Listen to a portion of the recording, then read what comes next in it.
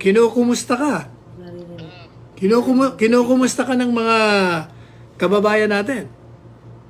Live po tayo ngayon sa TikTok. Naka-live tayo sa TikTok. Nagla-live ako nung pumasok ka. Sabi nila, kumusta ka na raw ba, Mr. President? Mabuti naman tumawag ako sa iyo kasi nung alingan ni Ay, hindi pala siya Trillanes gusto kong ikonsulta kasi I have to file libel cases against him.